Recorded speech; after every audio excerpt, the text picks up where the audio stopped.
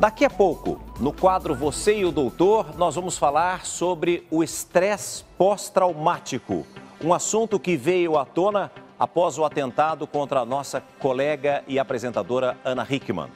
Muitas pessoas têm dificuldade de superar os efeitos de uma grande violência.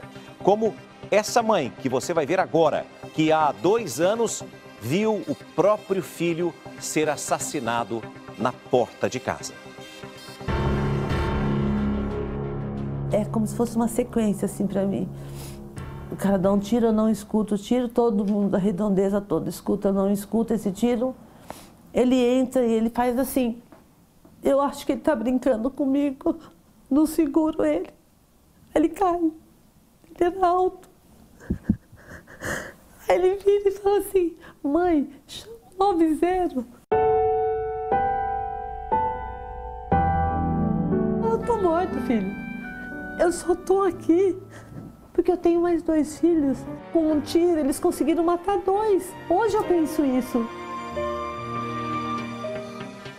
O estresse pós-traumático, os desvios psicológicos, a esquizofrenia. Tudo isso para você no quadro Você e o Doutor, com o médico Antônio Spreusser. Faça a sua pergunta, tire a sua dúvida utilizando a hashtag Hoje em Dia. O atentado contra Ana Hickman levou muita gente a refletir sobre os efeitos da violência na vida das pessoas. No Brasil, onde a violência atinge níveis típicos de países em guerra, esses traumas se tornam cada vez mais comuns. E muitas das vítimas e testemunhas jamais se recuperam. É o caso de uma mãe que viu o próprio filho ser assassinado na porta de casa. Passados quase 2 anos, ela ainda é refém do pesadelo, como mostra a reportagem de Samara Bastos. É como se fosse uma sequência, assim, pra mim. O cara dá um tiro, eu não escuto o tiro, todo mundo da redondeza toda escuta, eu não escuto esse tiro. Ele entra e ele faz assim. Eu acho que ele tá brincando comigo, não seguro ele. Ele cai, ele era alto. Aí ele vira e fala assim, mãe, chama o 90. Eu tô morto, filho. Eu só tô aqui porque eu tenho mais 2 filhos. Um trauma que ela carrega há quase 2 anos. Parece que foi agora, assim, agora, entendeu? Eu lembro exatamente tudo.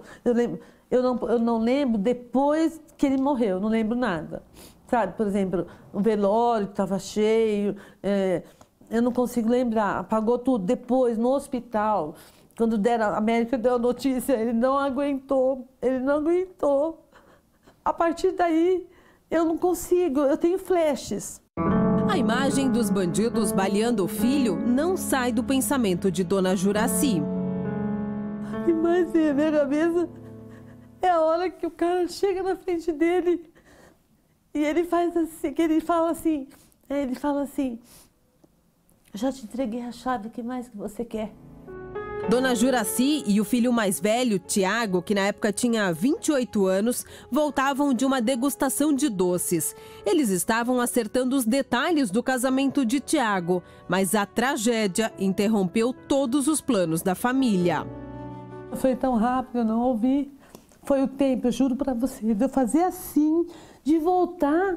Já estava com ele 2, ele no poste assim, 2 com um revólver atrás dele e um no meio da rua assim, ó, com o revólver assim.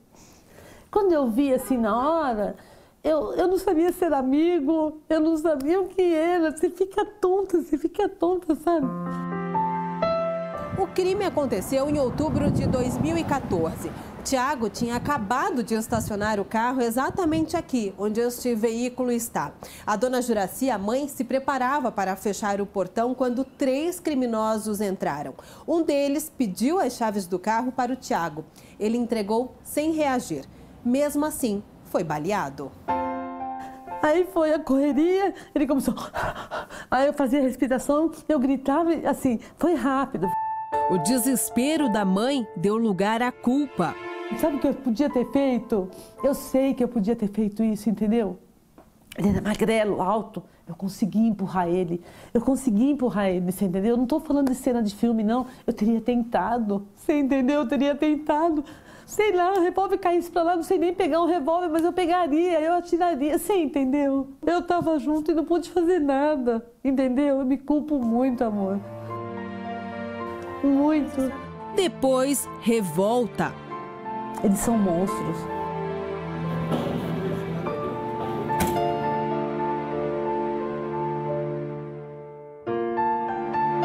E agora, um trauma difícil de tratar.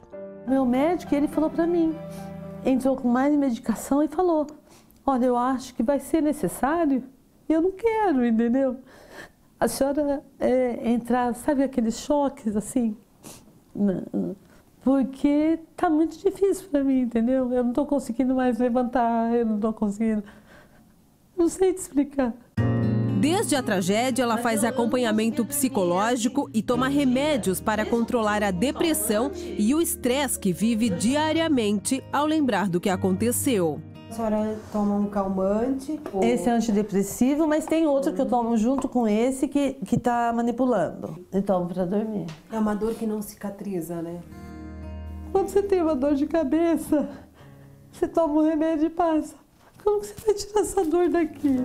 Dona Juraci também precisou largar o emprego. Ela conta que passa os dias se arrastando. Eu não sinto vontade para nada. Eu queria até voltar a trabalhar de novo para ver se eu consigo. Só que eu não estou conseguindo, você entendeu? Ver se eu consigo seguir. Mas eu não estou conseguindo. Por exemplo, tem dia que eu não tenho vontade. Eu levantava às 5h30 da manhã para pegar o fretado. Tem dia que eu não quero levantar. Quase 2 anos depois do crime, apenas um dos bandidos foi preso. Os outros 2 continuam foragidos. Eu preferia vê-los mortos e sofrendo, entendeu? Um único disparo, um tiro que levou embora os sonhos de um jovem com uma vida inteira pela frente e de uma mãe que hoje vive presa ao passado. Com um tiro, eles conseguiram matar 2. Hoje eu penso isso.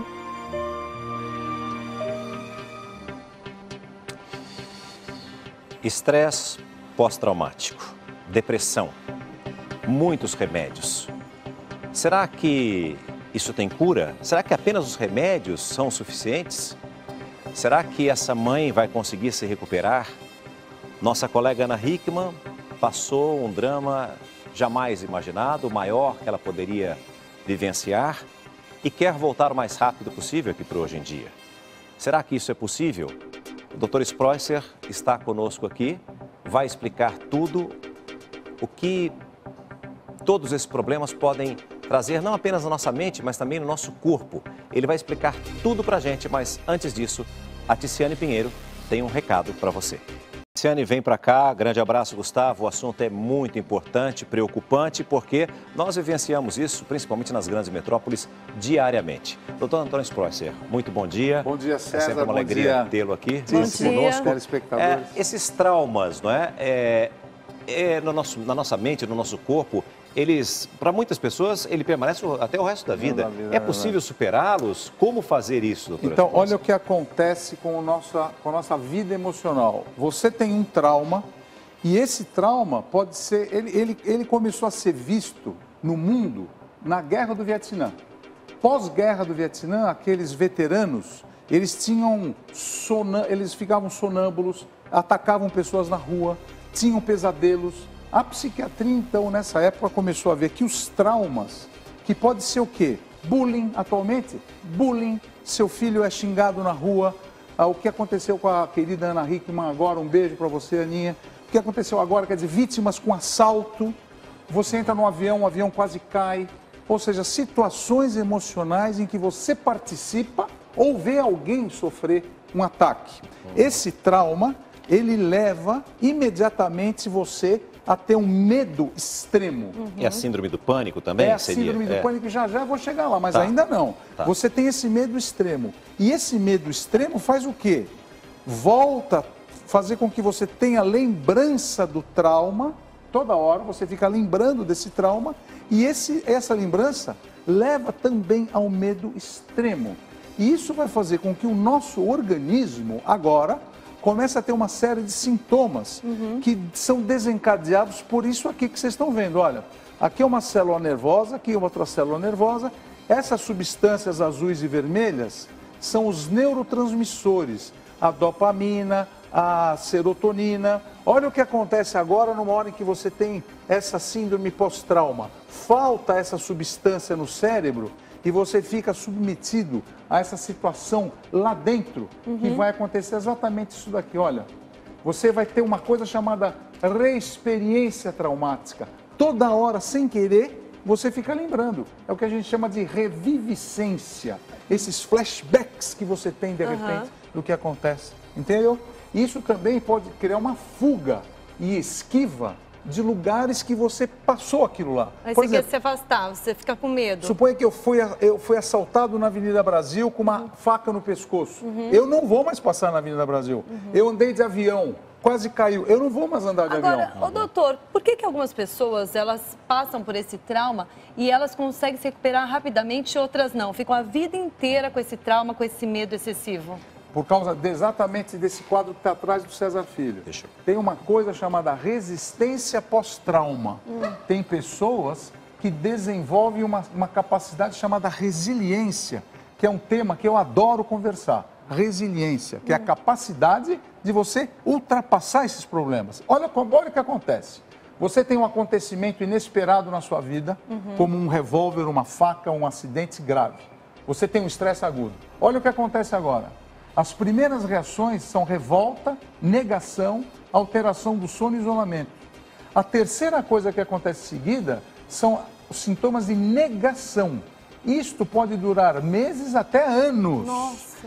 O caso dessa mãe que vocês viram agora no VT, ela não saiu dessa fase aqui, ela está na fase 2 e 3. Ela não consegue ir para a fase 4. E o que ela teria que fazer, de repente, para conseguir passar por isso? Essa fase 2 e 3 é que a gente aconselha tomar medicamento, fazer terapia, fazer uma terapia chamada cognitivo-comportamental, porque isso vai ajudar muito essa senhora. Porque ela está num quadro depressivo grave. Pois é, há muitos anos. Se você consegue passar por essa fase, finalmente você vai ter uma coisa chamada compreensão. Você vai começar a compreender o que aconteceu para finalmente você superar e ter uma visão positiva do que aconteceu naquela tua vida.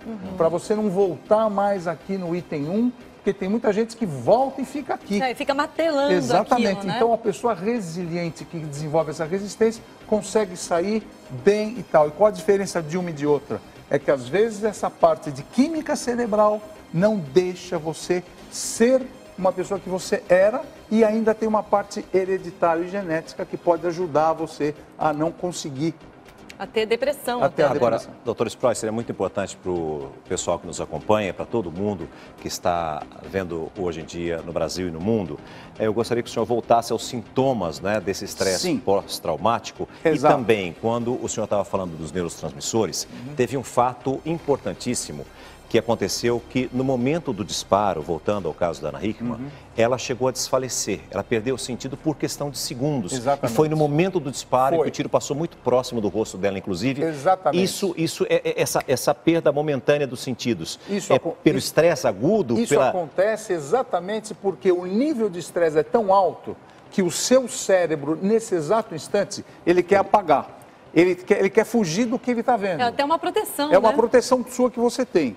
E agora, o que acontece desse distanciamento emocional, acontece como um segundo sentimento que a pessoa tem, que você não quer mais ter prazer nasquelas regiões em que aconteceram aquele problema. E uma outra coisa muito importante se falar agora nesse quadro, são os sintomas da síndrome do pânico, que eu estou mostrando aqui, olha. Coração acelerado, a transpiração, o calor, o medo de morrer, distúrbio do sono, como se fosse agora. Eu consigo vivenciar um caso, por exemplo, eu trabalhando em pronto-socorro, eu estou querendo entubar uma pessoa, não estou conseguindo, muitas vezes eu posso acordar de madrugada com a minha pressão alta, vivenciando aquela coisa que eu já vivi isso muitas vezes, infelizmente, mas são os sinais de alerta. E a última coisa de sentimento negativo é que às vezes você não quer mais viver. Esse trauma foi tão grande na sua vida que você precisa procurar realmente ajuda, fazer terapia e tomar medicação para você passar por esse problema. Nossa, realmente é muito difícil, né?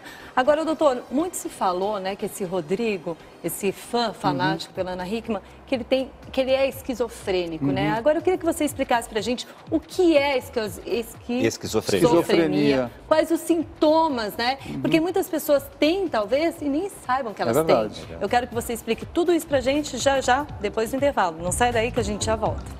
Estamos de volta com Hoje em Dia e no Você e o Doutor de hoje estamos falando sobre os traumas. E agora eu gostaria de falar com o doutor sobre esquizofrenia, porque muitos ouviu dizer que o Rodrigo, né, esse fã fanático da Ana Hickman que tentou matá-la, que ele é esquizofrênico. Eu queria saber, doutor, o que é a esquizofrenia e quais os sintomas? A esquizofrenia é uma palavra que vem do grego e que significa duplamente ou dupla cabeça. O que acontece? A gente aprendeu que no cérebro da pessoa que tem esquizofrenia, que é um transtorno psiquiátrico grave e importante, é uma doença progressiva e crônica, a gente observa que no cérebro da pessoa que tem esquizofrenia, tem determinadas áreas que respondem muito pouco à dopamina, que é aquele neurotransmissor que eu falei, e tem outras áreas que não respondem quase nada, ou que respondem muito. Então a gente aprende que a esquizofrenia é uma doença que pode ser hereditária, já vou falar nisso, mas que se baseia no desequilíbrio dessas substâncias químicas como o glutamato, a dopamina, a acetilcolina que tem no cérebro e causa esse desequilíbrio químico dentro do cérebro. Ou seja, então, quando falta esse desequilíbrio dentro do cérebro, a pessoa... Quando acontece esse desequilíbrio do glutamato, da dopamina em determinadas áreas do cérebro, que eu já vou mostrar quais são as principais áreas, a pessoa pode ter essa doença psiquiátrica denominada esquizofrenia. Agora, doutor Spreusser, muitas perguntas estão chegando através das redes sociais. Vamos à primeira delas. O que ocorre de diferente no cérebro de uma pessoa esquizofrênica? Então, isso é uma pergunta muito importante que até a gente nem sabia que acontecia. Mas eu vou pedir agora para o nosso diretor Bruno Gomes colocar essa arte, por favor. E aqui no cérebro vocês vão ver, o cérebro da esquerda, ele é de pessoas normais, e o cérebro da direita são imagens de ressonância nuclear magnética funcional, mostrando a diferença de captação do cérebro esquizofrênico. Essas áreas que vocês estão vendo, que são marcadas por vermelho, são áreas que se excitam demais e muitas vezes a pessoa que é portadora da doença tem esses sintomas que já eu vou falar, os principais sintomas da doença. Agora, é falta de alguma vitamina, algum alimento? Você precisa comer alguma coisa para você se livrar disso ou não? Então, o que se sabe, Tiziane, eu vou passar aqui para os fatores de risco, vou ficar do teu lado, César. Por favor. Os fatores de risco principais, histórico familiar de esquizofrenia. Todos nós que temos na família um pai, a mãe, a criança tem 12% de chance de ser esquizofrênica. A pessoa nasce esquizofrênica ou adquire durante o decorrer da vida? Ela adquire, ela nasce com a propensão a ter a doença e se desenvolver um trauma, por exemplo, se o namorado pega a namorada com outro, ou se ele tem um atropelamento, vê uma situação brusca, ele pode desenvolver a doença. Esse matemático que ganhou o prêmio Nobel, chamado John Nashling, que teve um filme na vida dele, ele tem esquizofrenia e passou o gene para o filho dele. O filho dele tem esquizofrenia também. Então, o fator genético é muito importante. Outra coisa importante, a mãe está grávida e o nenê lá dentro pode ter toxina, vírus, má nutrição, doenças autoimunes que podem dar uma inflamação no cérebro. Isso é muito importante agora. O uso de psicotrópicos e uso de drogas. Às vezes os adolescentes que estão vendo o nosso programa, ou os pais, se fumam um cigarrinho de maconha, podem automaticamente levar a criança, ou adolescente, ou adulto, a ter esquizofrenia, porque essas drogas podem ligar esse circuito cerebral e a pessoa ter. Quer dizer, a pessoa tem a propensão, mas está lá adormecido. Está adormecido, de repente... Dizer, utilizou a droga, aciona. Aciona a doença. Agora, doutor, o Rodrigo, né, esse fã fanático que tentou tirar a vida da nossa amiga Ana Hickman, disseram que ele estava muito isolado, que ele estava vivendo no silêncio. Isso também é um sintoma, então, da pessoa esquizofrênica? Exatamente. A gente tem que tomar cuidado quando o nosso filho ou algum amigo está assim, se esquivando, ficando muito tempo sozinho? Isso que você está perguntando é muito importante, porque eu vou falar os principais sintomas da esquizofrenia. O principal sintoma é o delírio. A pessoa que tem esquizofrenia, de repente ela pensa que ele é o rei do mundo, é um imperador, é uma pessoa que é casada, mas não é casada.